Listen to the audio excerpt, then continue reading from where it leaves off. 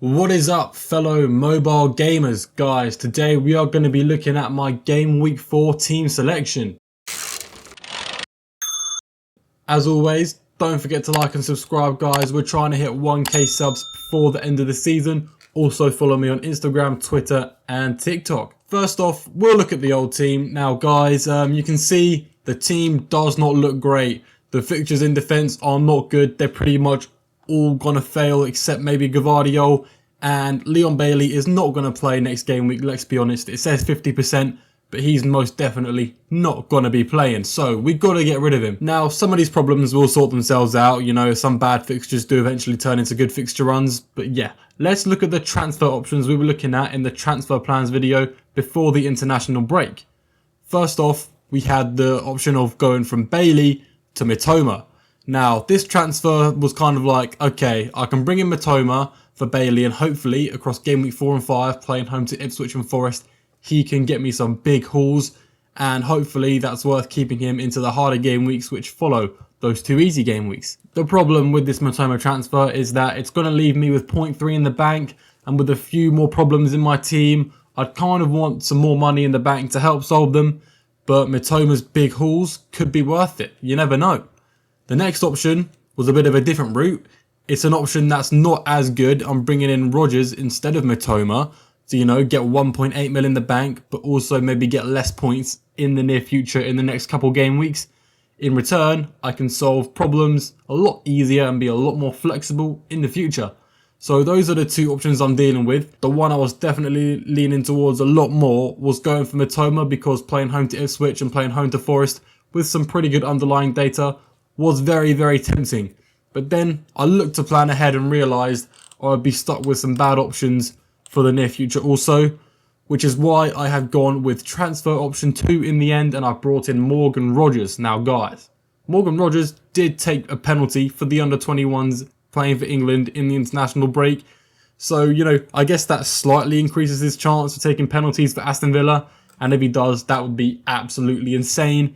But if he's not on penalties, then I've got Ollie Watkins in the team anyway, so it doesn't matter too much. But if we've got a 5.1 million midfielder on penalties for Aston Villa, that is just crazy. And along with Rodgers saving me a lot of money, guys, he's got some good fixtures and he's got some good predicted points, as you can see here. The only problem is the expected data is awful. Now, I don't think this is down to the fact Rodgers is a bad asset. I think Aston Villa have just been very poor the last few game weeks and have, you know, they've had maybe a couple hard games. So yeah, it's not like I'm bringing in a terrible FPL asset. I'm bringing in someone who's not as good as Mitoma that can help my team overall by saving money. And who knows, maybe across the next couple game weeks, he does get more points than Mitoma. You never know. He is still an Aston Villa attacker at the end of the day. He's an attacker playing for a team which is competing for Champions League football. And at 5.1 mil, that's always going to be a bargain. Just an example as to what I can do with Rodgers in my team in future game weeks. I could sell Mykolenko to get in another Arsenal defender when their fixtures are good. I could maybe even sell Saliba or Gavardio to get Trent in my team.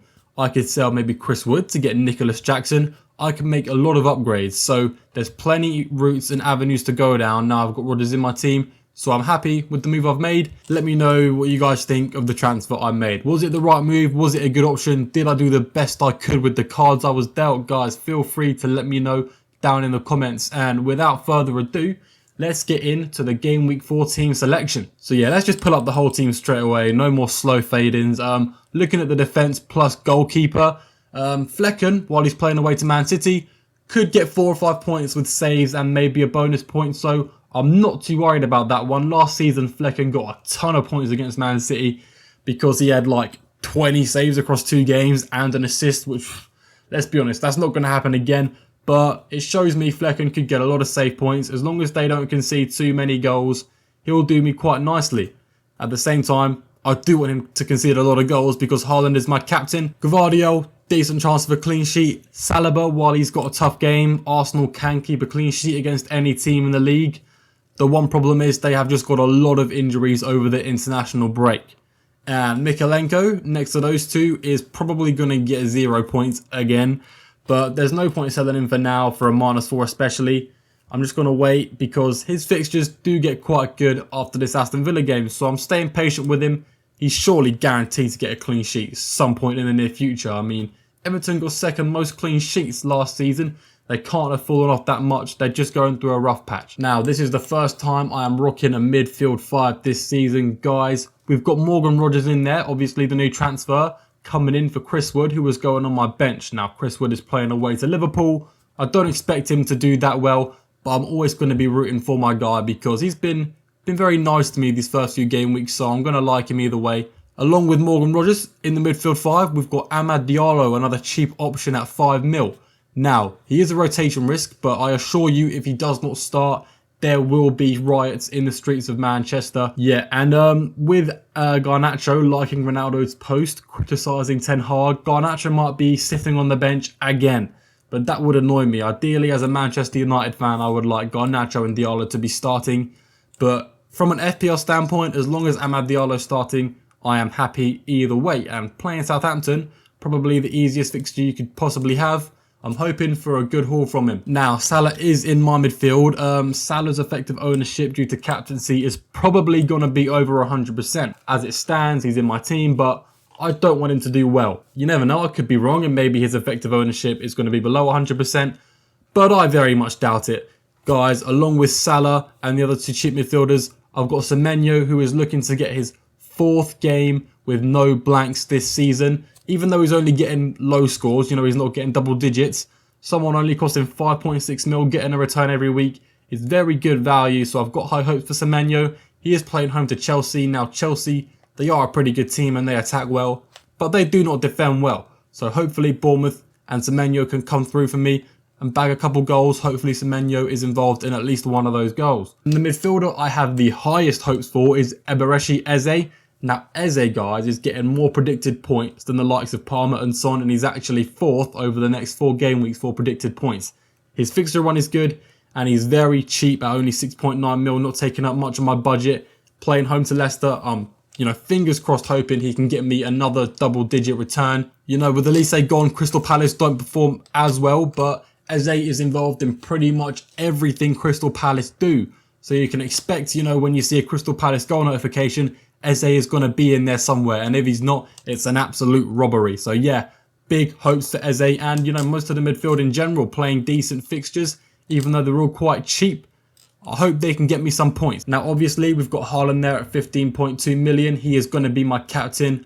Haaland is not worth the money if I'm not captaining him at least twice every 3 game weeks. Obviously there's going to be times where he's playing a tough game and I should have Salah as my captain, but most of the time I'm looking for it to be Haaland. And I think Haaland will be eager to be the first Premier League player in history to get 3 hat-tricks in 3 games. It's not very likely that it's going to happen, but you never know.